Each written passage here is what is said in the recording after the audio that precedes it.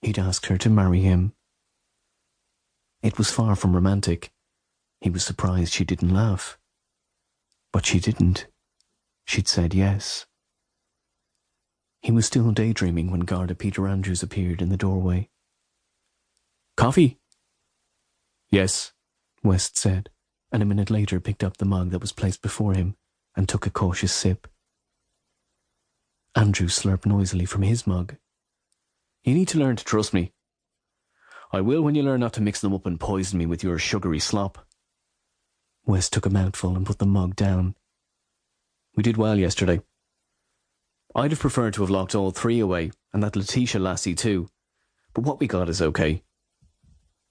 Neither man had taken to the petite Letitia Summers, a woman who viewed the world through a self-obsessed lens.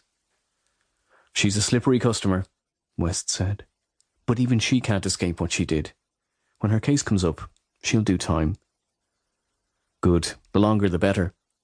Andrews drained his coffee and put the mug down on the floor beside him. "Inspector Morrison must be pleased too. Another case solved, plus no more priests running around the station or phone calls from the bishop." The recent discovery that the inspector had a dislike of the clergy had not made investigating a death in a church any easier. "He'll be happy for a day or two." West and Andrews discussed the case for a few minutes, before moving on to the active cases the team was currently investigating. "Only one new one to add to our workload," West said. "You've read the report?" "The hit and run? Yes, I have. Sad. We'll do an appeal for witnesses?" "Yes, and an appeal for the driver to come forward."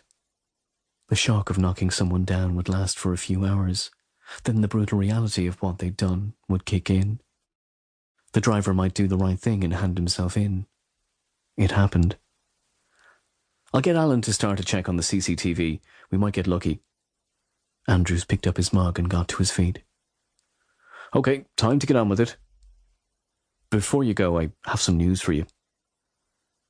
There must have been something in the way he said it, or maybe it was the reappearance of that smile, but Andrews grinned and approached the desk with his hand extended. "Well, it's about time." West grabbed his hand and shook it. "Yes, tell Joyce she can go shopping for that hat at last." "It's marvellous news. Congratulations." Andrews kept hold of the hand for a moment longer, then dropped it and sat back in the chair he'd vacated moments before, all thoughts of work forgotten in the face of this more exciting news. "I thought you were going to shilly-shally forever. Joyce will be pleased. But as for the hat, she bought one in the sales a few months ago. She was sure it was going to happen." "Your wife is a very smart lady." "She is that, all right. So, when's the big day?" West had expected Adele to want a small wedding, but to his surprise, she told him she wanted a lavish affair. "Next spring. Adele wants a big wedding with all the trimmings. Seems her first marriage was a registry office affair. Not surprising, since her so-called husband was running a scam." How could West forget? It was, after all, how he'd met his fiancée.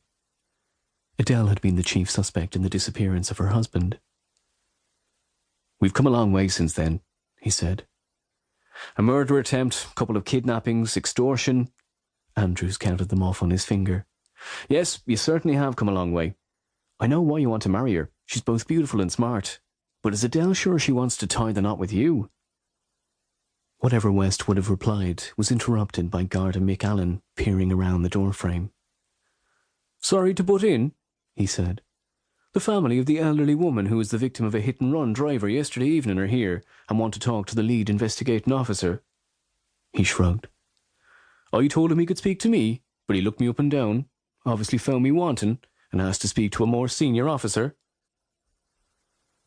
"It looks like we'll have to continue this conversation another time," West said to Andrews. He tapped his keyboard and brought up the report on the hit and run.